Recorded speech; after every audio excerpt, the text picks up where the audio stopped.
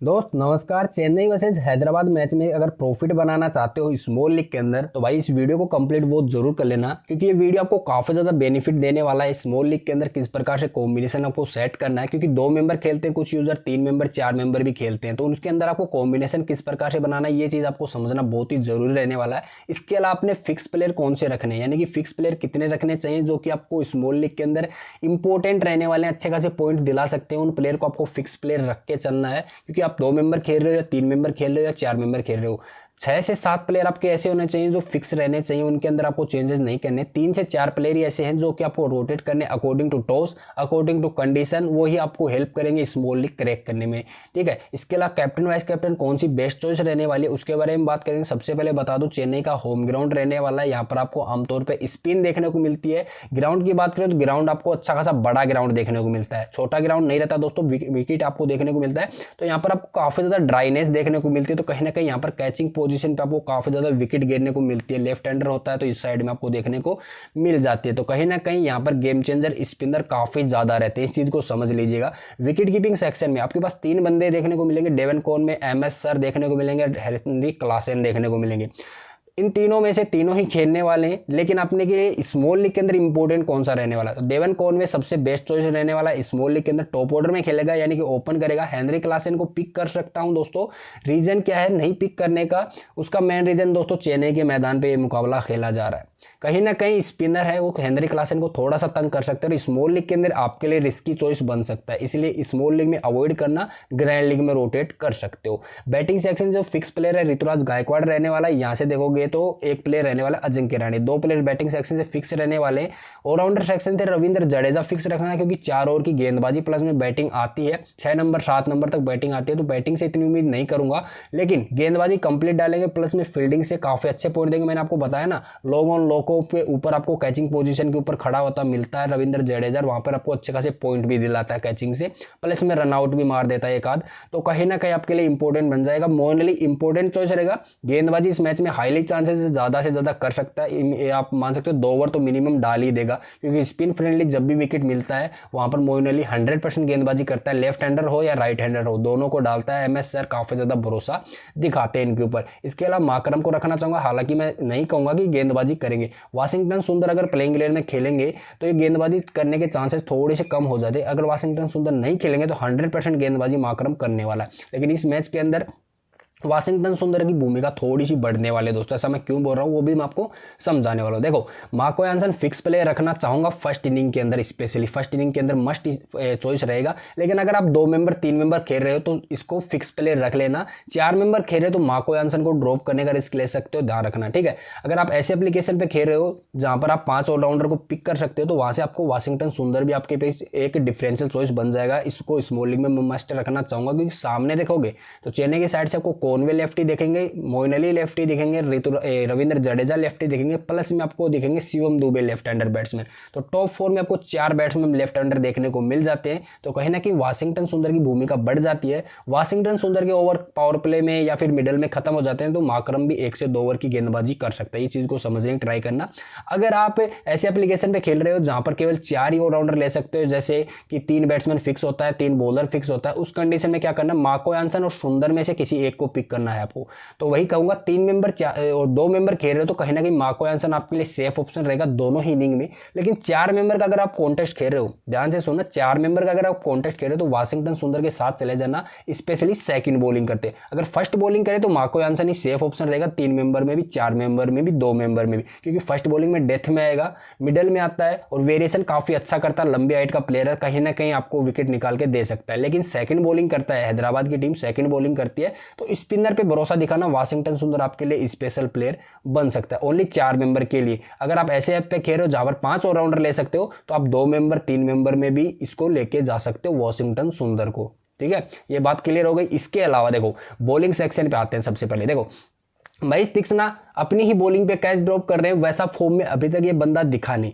लेकिन चेन्नई के विकेट के ऊपर कहीं ना कहीं इसकी अहमियत थोड़ी सी बढ़ सकती है, और वो कि मैं पिच रिपोर्ट को देख के आपको और समझा दूंगा कि विकेट कितना ज़्यादा ड्राई है। क्या स्टार्टिंग में न्यू बॉल से स्विंग टर्न मिलेगा, वो समझना सबसे बड़ा इंपॉर्टेंट पार्ट रहने वाला। सेकंड बॉलिंग करेगा महेश तीक्ष्णा, यानी कि चेन्नई सुपर किंग की सेकंड बॉलिंग आती है तो महेश तीक्ष्णा को रख सकते हो, क्योंकि 20 ओवर इस विकेट के ऊपर खेले जा चुके होंगे, रनिंग हो चुकी होगी 20 ओवर के लिए इस विकेट के ऊपर, तो कहीं ना कहीं थोड़ी सी ड्राइनेस बढ़ जाएगी। तो सेकंड बॉलिंग में महेश तीक्ष्णा इंपॉर्टेंट बन जाएगा। और सामने हैरी ब्रूक को आप फिर ड्रॉप करने का रिस्क ले सकते हो 4 मेंबर के अंदर। हैरी ब्रूक स्पिन के अगेंस्ट फंसता है, इस चीज़ को समझने की ट्राई करना।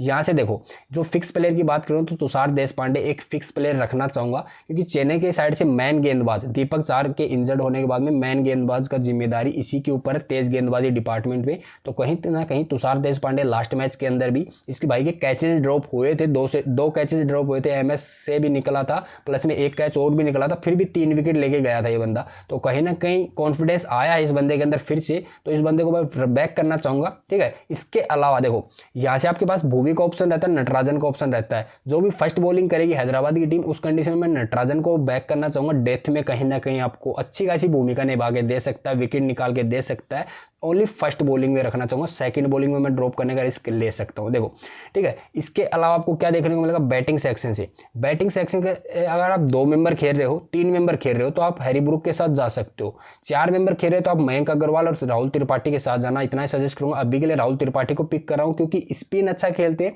अगर हैदराबाद की टीम पहले गेंदबाजी करती है तो आपके लिए मार्को यानसन इंपॉर्टेंट रहेगा, प्लस में यहाँ से आप रख सकते हो नटराजन को, नटराजन को लेके चल सकते हो, 2 डेथ बॉलर लेके चल सकते हो। ठीक है, आपके पास अच्छा खासा बैकअप हो जाएगा बॉलिंग का, जो कि लास्ट में 4 ओवर की बॉलिंग मिल जाएगी, और स्टार्टिंग में आप 2 ओवर की पावर प्ले में गेंदबाजी ये दे देंगे, 2 ओवर की ये दे देंगे, तो कहीं ना कहीं 8 ओवर आपके कवर हो जाते हैं। 4 ओवर की गेंदबाजी सुंदर से मिल जाती है, जो भी विकेट आते हैं तो कहीं ना कहीं आपको विकेट के पॉइंट मिल जाएंगे। ठीक है, इसके अलावा अगर हैदराबाद की टीम पहले बल्लेबाजी करती है तो उस कंडीशन में क्या है, मार्को यानसन की जगह मैं यहाँ से चेन्नई का कोई गेंदबाज ले सकता हूँ, डेथ बॉलर ले सकता हूँ, या फिर स्पिनर खेलता है मिचेल सैंटनर खेलता है तो उसको ट्राई कर सकता हूँ, या फिर महेश तीक्ष्णा को ट्राई कर सकता हूँ, महेश पथिराना को ट्राई कर सकता हूँ। ये आपके लिए गेम चेंजर प्लेयर रहने वाले हैं फर्स्ट बॉलिंग के अंदर।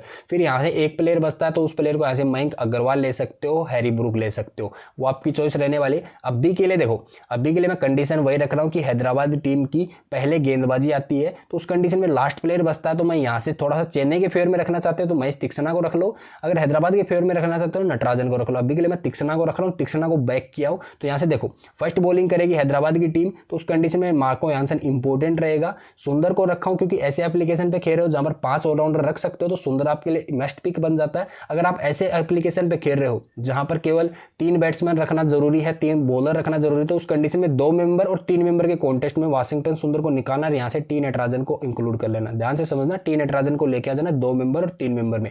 अगर आप कितना मेंबर 4 मेंबर खेल रहे हो तो मार्को यानसन को ड्रॉप करने का रिस्क ले सकते हो, लेकिन मैं वो थोड़ा सा कम सजेस्ट करूंगा, स्पेशली फर्स्ट बॉलिंग के अंदर। तो ये कॉम्बिनेशन आपका बन जाता है स्मॉल लीग का। जो फिक्स प्लेयर बताया उनमें आपका कॉन्वे फिक्स रहना चाहिए, ऋतुराज फिक्स रहना चाहिए, राणे फिक्स रहना चाहिए, जडेजा फिक्स है, मोइन अली फिक्स है, माकरम फिक्स है। ठीक है, यहां से तुषार देशपांडे फिक्स रहेगा। मार्को यानसन को भी फिक्स रखूंगा 2 मेंबर और 3 मेंबर में, 2 मेंबर 3 मेंबर में मार्को यानसन भी फिक्स रहेगा।